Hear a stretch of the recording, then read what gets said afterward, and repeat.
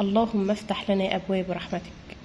اللهم اغفر لنا ما تقدم من ذنبنا وما تأخر. ربنا آتنا في الدنيا حسنة وفي الآخرة حسنة وقنا عذاب النار. اللهم اغفر لنا ولجميع المسلمين والمسلمات الأحياء منهم والأموات برحمتك يا أرحم الراحمين. وصلى اللهم على محمد وعلى آله وصحبه وسلم. أول حاجة حبايبي هبدأ إن أنا أعمل كوباية شاي أفوق كده الأول.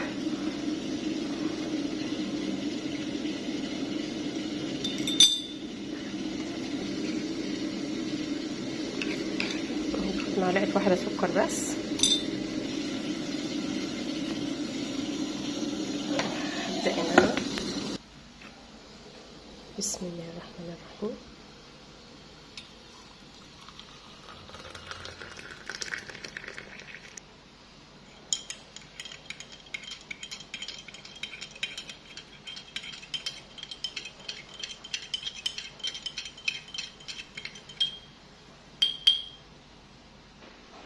عملنا كوباية الشاي.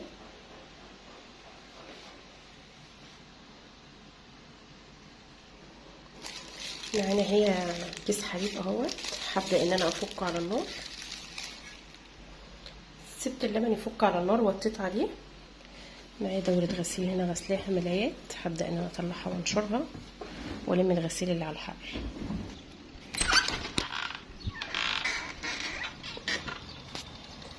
عندي غسيل اهوت هبدأ المه. ما شاء الله تبارك الله. بصوا الاراضي ما شاء الله كلها اتزرعت رز ما شاء الله تبارك الله. ربنا يخضر للجميع يا رب ويرزق الجميع يا رب ويرزقنا جميعا يا رب. بصوا ما شاء الله كله. هبدأ انا الم الغسيل ده الاول وبعدين انشر دي. نشرت الغسيل اهوت والملايات.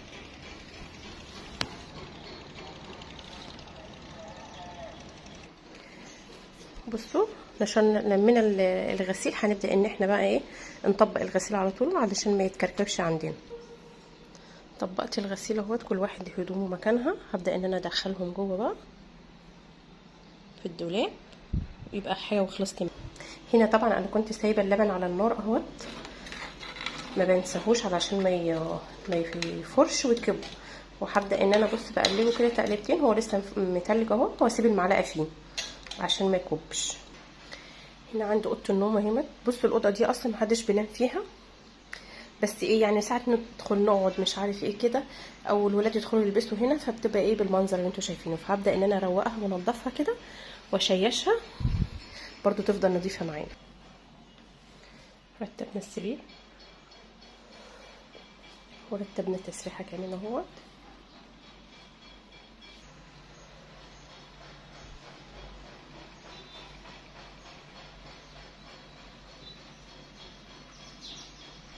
هسيب الاوضه مفتوحه شويه كده ما شاء الله في هوا كده يغير الريحه. هبدا ان انا ارش رشه المعطر كده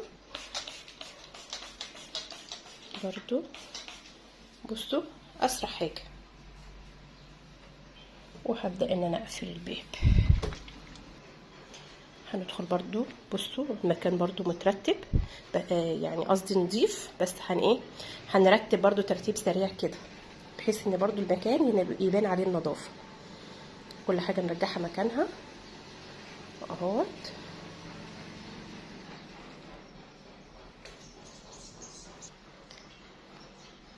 رتبت المكان يا حبايبي اهو بسرعه كده. الجو حر طبعا ومش عايزين نتعب نفسنا اكتر من كده. رتبنا على طول على السريع كده. لميت المشايات الصغيره بس. وهبدا ان انا بالمكنسه اشفط الارض. جبت شويه ميه اهو يا حبايبي. هبدا ان انا احط فيها شويه معطر.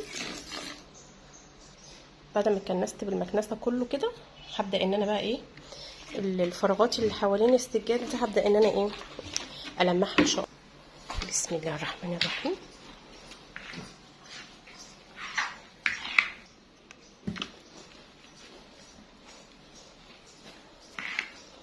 بصوا احنا كده ما تعبناش في التنظيف يعني الحمد لله.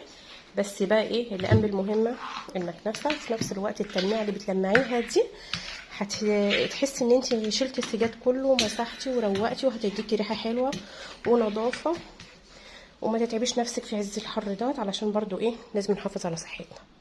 طبعا انتوا ما شفتوش التغيير اللي انا عملته ده. في العيد انا شلت الكنبه اللي كانت تحت الشباك دي، حطيتها هناك هنا اهوت. ليه بقى؟ علشان هنا الشباك الجو حر فوق جدا، ما بعرفش اطلع نشر فوق. فقلت اعمل ايه، اللهم صل على سيدنا محمد صلى الله عليه وسلم، قلت بقى افضي مكان هنا عشان ابقى اعرف اقف انشر هنا الغسيل، بحيث ان انا دايما محافظه ايه برضو على نفسي، ما تعبش نفسي، لان انا صراحه الشمس بتتعبني جدا فما بتحملش. فقلت بقى ايه اوسع كده لنفسي، واحط الكرسي ده، الكرسيين دول هنا كده، وهتشوفوا دلوقتي ايه اخر التعديلات. ما شاء الله خلصنا اهو، ربنا يرزق الجميع يا رب، ربنا يرزق الجميع يا رب. بصوا خلصنا ما شاء الله، لمعنا المكان كله اهو، اللهم بارك. بصوا حبايبي،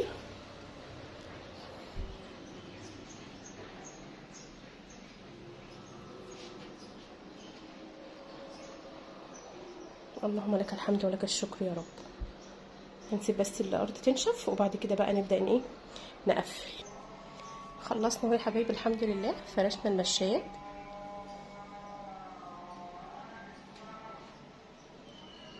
نقلت السلم هنا اللي هو سلم الديكور، حطيت عليه شريط الليد دوت، يدي شكل حلو قوي بالليل.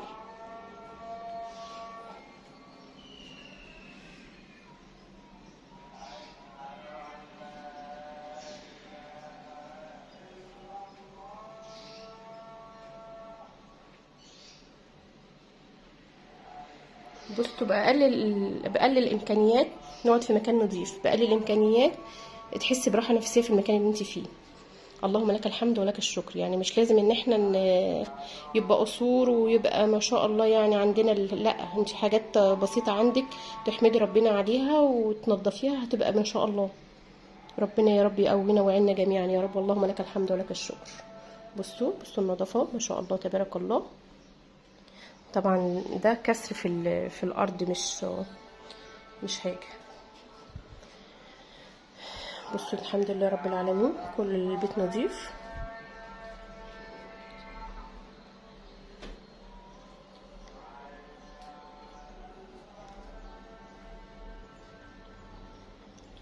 هبدأ بقى ان انا ارش المعطر دلوقتي، بسم الله. رشة معطر واقفل بقى علشان البيت يفضل نظيف وريحته حلوه. بصي لما تيجي ترش المعطر رشي على الفرش، ما شاء الله تبارك الله، ما شاء الله ما شاء الله. اللهم لك الحمد يا رب، اللهم لك الحمد. ربنا يدينا الصحة والعافية جميعا يا رب كده، ونملى بيوتنا بالخير والبركة كده والنظافة كده دايما يا رب، مش يحوجنا لحد أبدا. يلا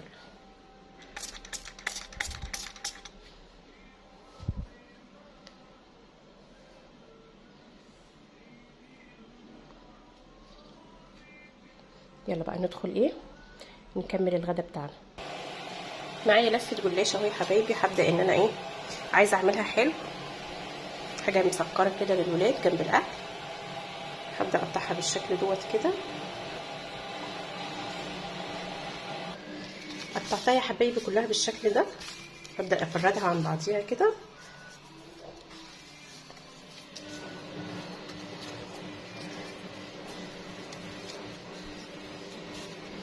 معايا هنا معلقتين قشطه. بصوا القشطه دي انا حطاها في الفريزر، لما بحتاج بطلع منها.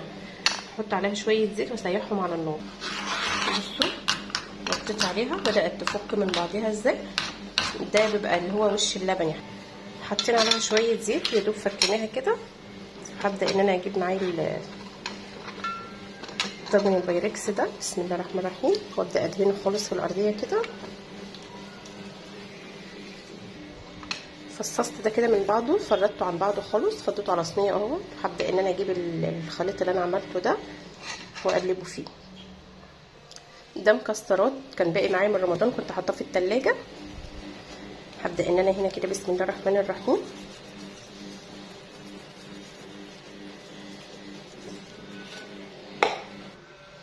بصوا يا حبايبي رشيت عليها اهو. هبدا احط الطبقه الثانيه.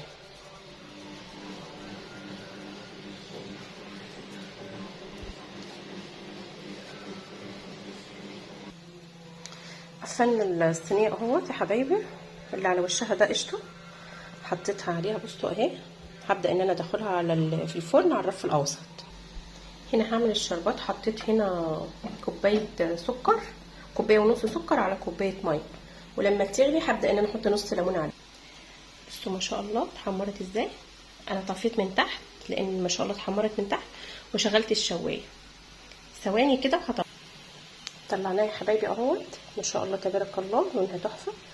طبعا الطواجن البايركس دي يا حبايبي ما بتطلعش على الرخامه مباشره، لازم تحطي حاجه سيليكون تحت او الحاجات اللي هي الخشب دي التوستر، بحيث ان هي ايه ما لا قدر الله. ما شاء الله الشربات معايا اهوت، حطيت فيه كيس فانيليا او معلقه فانيليا على حسب الموجود عندك، وبسم الله الرحمن الرحيم. انا صراحه خايفه الكب عشان الطوب، بس هنتوكل على الله بقى. سامعين يا حبايبي الصوت؟ ما شاء الله تبارك الله، سامعين ما شاء الله تبارك الله. اللهم صل على سيدنا محمد.